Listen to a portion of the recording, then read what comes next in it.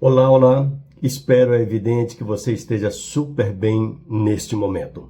Por favor, permita-me tomar, quem sabe, 3 ou 4 minutos do seu precioso tempo para uma pequena história real, história com H. E acredito piamente que vai edificar a sua, a minha, a nossa vida. O direito de errar. A Bíblia, a palavra de Deus, ela trata, trazendo para cada um de nós, a questão do livre-arbítrio. E essa questão é muito ampla, muito debatida entre teólogos e estudiosos, e é um caminho bastante longo para se percorrer. No meio desta questão do livre-arbítrio, nós temos a questão do direito de errar. Permita-me te contar a história real. Eu já fui diretor de algumas escolas públicas, escolas particulares, núcleos de faculdade. Lembro-me bem que numa dessas escolas, eu logo quando estava sendo apresentado como novo diretor, as pessoas ali questionando quem era o professor Denis, quem era o novo diretor, lembro-me que eu usei uma expressão, exatamente essa que já referi, e que causou um certo burburinho entre algumas pessoas. E no meu discurso de posse, eu disse: queridas, queridos, todos nós temos o direito de errar. E precisamos, disse eu naquela época, ousar cometer erros, para que quem sabe daí surja, nasça alguma coisa melhor, alguma coisa mais concreta de acerto no nosso meio. Isso dizia eu, claro, em vista da quantidade de erros que me havia sido relatado sobre aquela escola, a quantidade de erros administrativos, processuais, erros didáticos, e fiz essa colocação: ousem errar. Passados 3, 4, 5 dias, não me lembro bem com exatidão quantos dias foram, alguém me procurou dizendo: diretor, fulana de tal, pedagoga, está fazendo alguma coisa que penso que ela não entendeu bem o seu discurso no dia da posse. E eu questionei, claro, mas o que está acontecendo? E essa pessoa relatou para mim algumas situações do tipo: olha, a pedagoga nos visitou na sala e disse que é para a gente errar.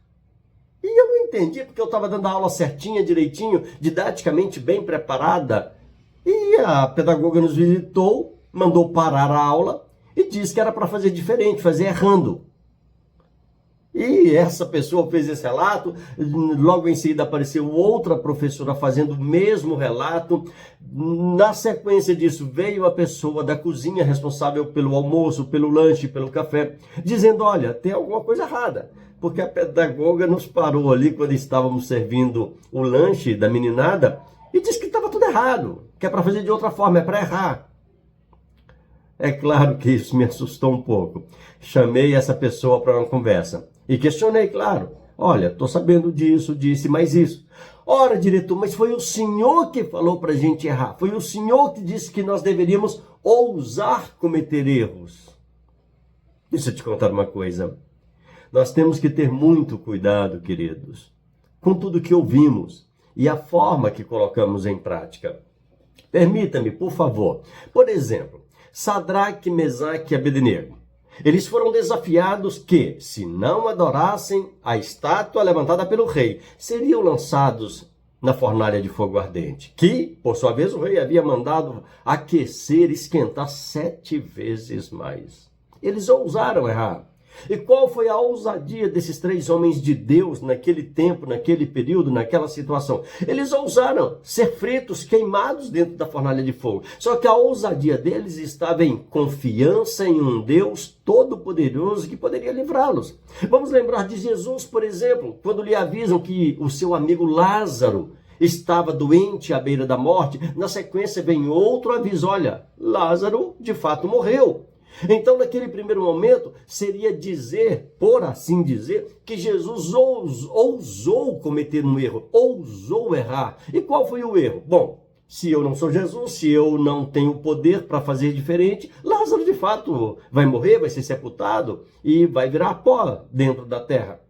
No caso de Jesus, nós conhecemos bem a história. Jesus chega diante do túmulo, Lázaro sai para fora, depois de mandar desatá-lo. Então, ousadia em errar. E quantas vezes mais? Vamos lembrar da ordem que Deus deu para Josué no caso de Jericó.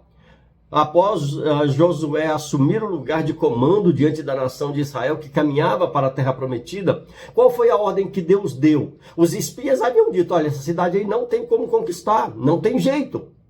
Mas Josué era diferente, ele pensava diferente. Ele pensava com a ousadia de errar. E qual foi a posição de Josué naquele caso? Ele preferiu escutar Deus, coisa que nós precisamos aprender a fazer. Ele, escutando Deus, Deus deu uma orientação que parecia a coisa mais louca possível. Vai rodear a cidade uma vez por dia durante 6 dias. E, no 7º dia, rodeará a cidade 7 vezes. E ao final dessa 7ª vez, gritar com grande grito, tocar buzinas. E Deus dizia então para Josué, então eu darei a cidade em vossas mãos. Josué poderia ter analisado, isso é loucura, isso é doideira, eu não vou fazer isso. Isso é coisa de gente sem consciência nenhuma. Mas Josué submeteu-se à vontade de Deus. Ele ousou errar. Errar diante dos homens que estavam vendo o que ele estava fazendo. Errar diante dos sacerdotes, inclusive, que estavam ali e que não tinham por costume ver aquelas coisas. Josué ousou errar. E na sua ousadia em errar, ele conquistou a cidade fortalecida de Jericó para Israel. Ousemos errar, queridos. Ousemos errar.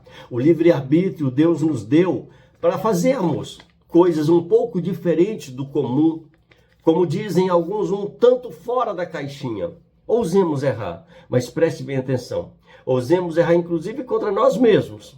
Contra o eu, contra o meu ego, contra a minha vaidade. Mas respeitando e obedecendo os princípios estabelecidos por Deus através da sua palavra. Que Deus nos abençoe nesse dia.